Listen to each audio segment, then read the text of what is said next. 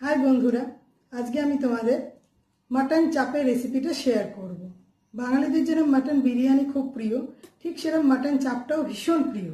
आमी तोमादेर आजके पारफेक्ट मटन चापेर रेसिपि करे देखाबो।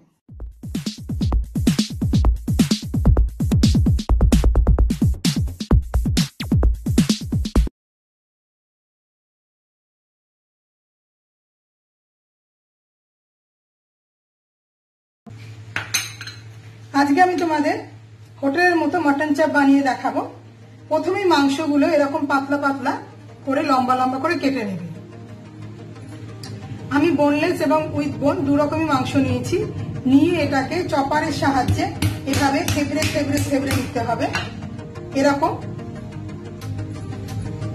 पातला होबे दिये मांसटाके रेडी राखते होबे। तार मध्ये आमी खोसा समेत पेपे 3 चामच बाटा देव, 2 चामच आदा बाटा एवं একটা কাঁচা লঙ্কা। পরিমাণটা তোমরা ঠিকমতো দেখে নাও 1 কেজি মাংসের জন্য কতটা কি লাগবে। পরিমাণটা হেরফের হলে স্বাদেরও হেরফের হয়ে যাবে।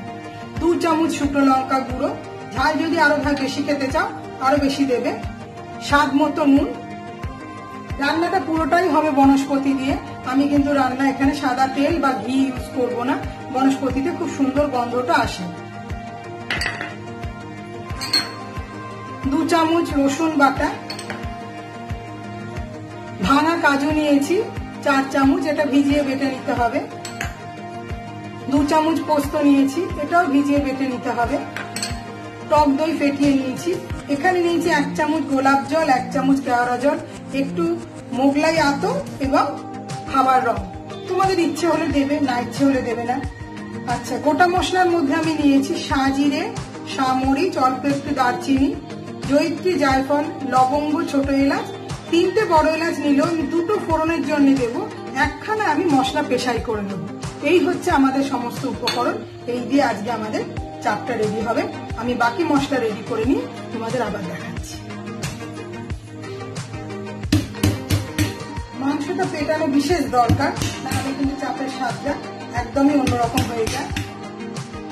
হাড়গুলোকে পেটানো যাবে না, হাড়গুলো দিয়ে দেবে। আর তোমরা উইদাউট বোনও করতে পারো, অসুবিধা নেই।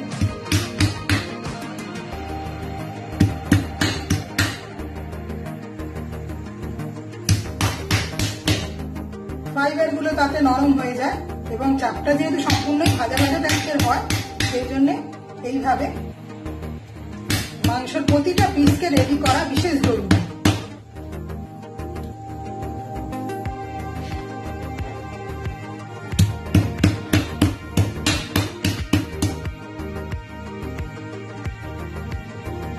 মাংসটা ভালো করে পিটিয়ে এর ফাইবার গুলো আমি রেডি করে নিয়েছি। আর পেঁপেও বেটে নিয়েছি। বারবার বলে দিচ্ছি, খোলা সমেত পেঁপে তো 3 চামচের বেশি 1 কেজিতে পড়বে না, তাহলে কিন্তু তিত ফুটে খেতে লাগবে। কাঁচা লঙ্কা দিয়ে আদা বেটে নিয়েছি। আর গরম মশলাটা গুঁড়ো করে আমি চাপা দিয়ে রাখবো, নাহলে স্মেলটা নষ্ট হয়ে যাবে। প্রথমে আমরা স্বাদ মতো নুন, 3 চামচ পেঁপে বাটা, এটা বার করে রসটাও দেওয়া যেতে পারে।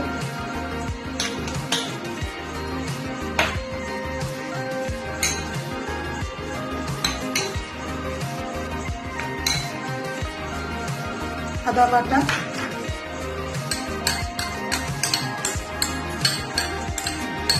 রসুন বাটা দিয়ে আমি হাতে করেই মাখবো, আমার হাতে করে মাখতেই সুবিধে হয়।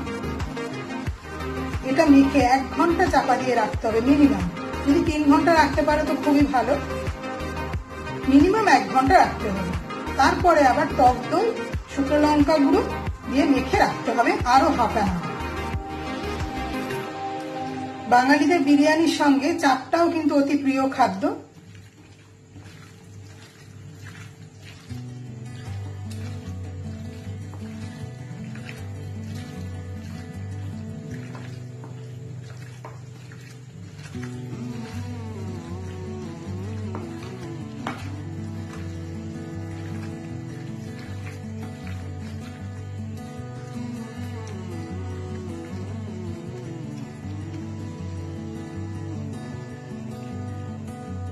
ব্যাস এটা এখন 1 ঘন্টা চাপা দিয়ে ম্যারিনেট করা হবে। পেঁপে দিয়ে মাখা মাংসটা 1 ঘন্টা হয়ে গেছে। এখন আমি এটাকে তুলে এর মধ্যে আবার টক দই আর শুকনো লঙ্কা গুঁড়ো মাখিয়ে আরো হাফ অ্যান আওয়ার ম্যারিনেশন দেব।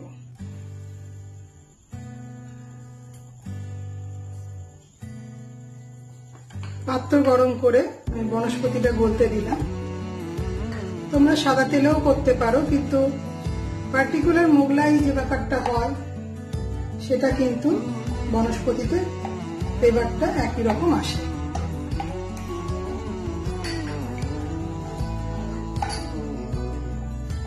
আমি বড় এলাচের দানাগুলো বাদ দিয়েছি, শুধু খোলাগুলো ফোড়নের জন্য ব্যবহার করব। তেলটা গরম হয়ে এসছে।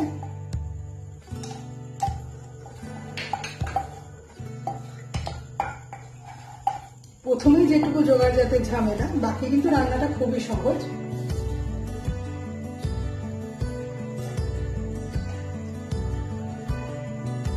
ছোট এলাচের যেরকম নিজস্ব একটা অ্যারোমা আছে, বড় এলাচেরও সেরকম আছে।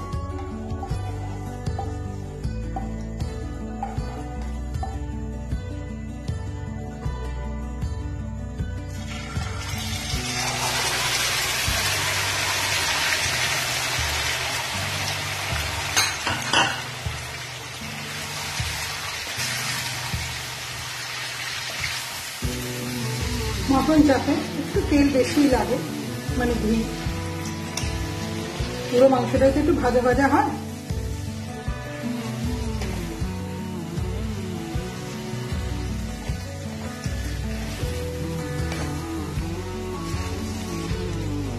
মশলাটা যতক্ষণ না ফ্রাই হচ্ছে ততক্ষণ এটাকে হাই ফ্লেমে কষাতে হবে।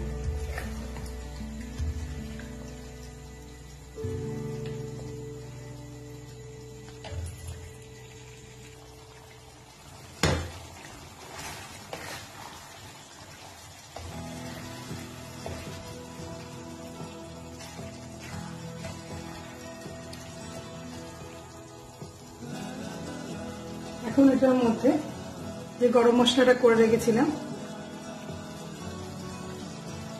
সেটা দিয়ে দেবো। কেওড়া জল, গোলাপ জল আর ফুড কালার দিয়ে একটা মিক্স করে রেখেছিলাম, সেটাও দিয়ে দেবো।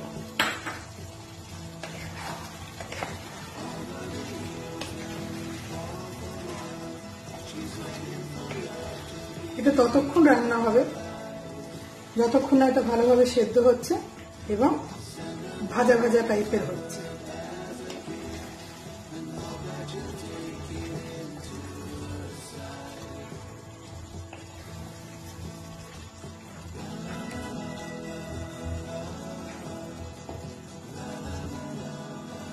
এখনই খুব সুন্দর স্মেল দিচ্ছে, কিন্তু রান্নাটা রেডি হলে অবশ্যই আরো ভালো লাগবে।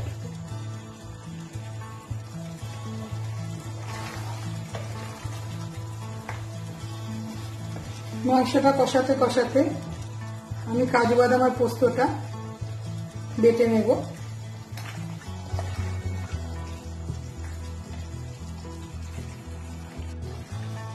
মাংসটা আরো অনেক ফ্রাই হবে।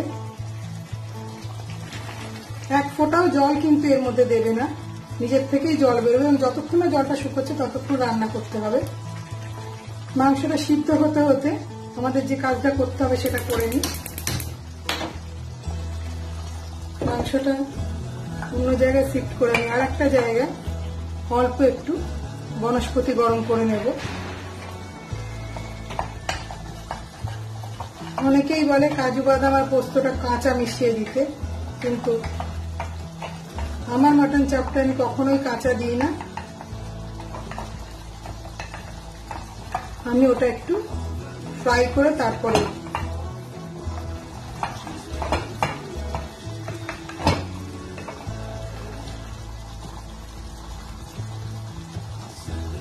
দেখো আমি কাজু বাদাম আর পোস্তটা বেটে নিয়েছি।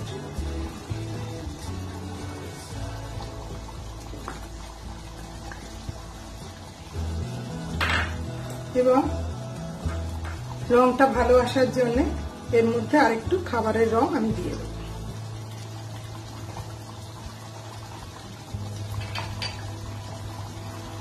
এবার এটা বেশ ভালো করে ফ্রাই হওয়া পর্যন্ত এটাকে ভাজতে থাকবে।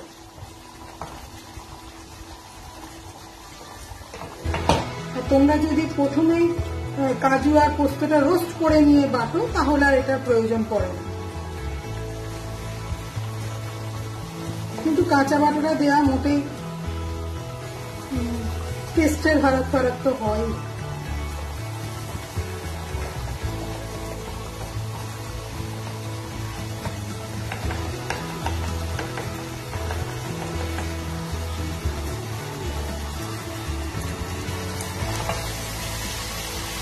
আমার এই গ্রেভিটা প্রায় রেডি হয়ে গেছে।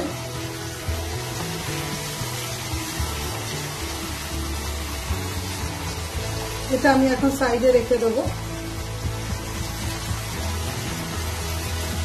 মাটনটা আরো কিছুটা রান্না হয়ে যাওয়ার পর তারপরে এটাকে ওর সঙ্গে মেশাবো। দেখো আমি মাংসগুলো এক সাইডে ফেলে দিয়েছি, বাকি সাইডে মশলাটাকে টেনে এনে ফ্রাই করেছি। এবার আমি এখানে কাজু বাদামের ভাজাটা মেশাবো। আমাদের প্রায় রেডি।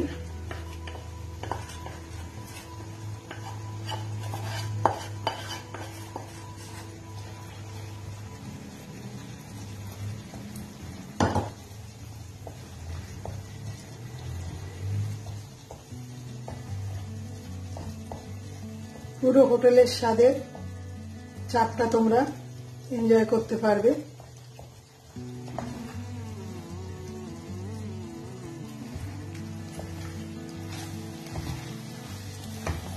এইভাবে তোমরা চিকেন দিয়েও করতে পারো, তবে চিকেনের প্রিপারেশনটা একটু আলাদা হয়।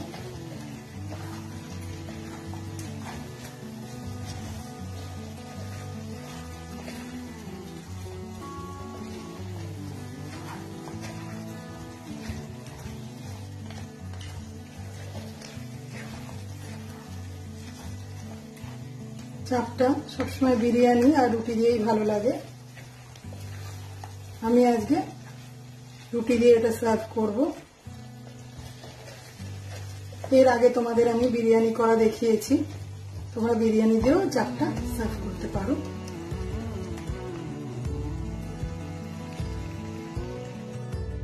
মটন চাপ ও রুটি একদম রেডি পরিবেশনের জন্য।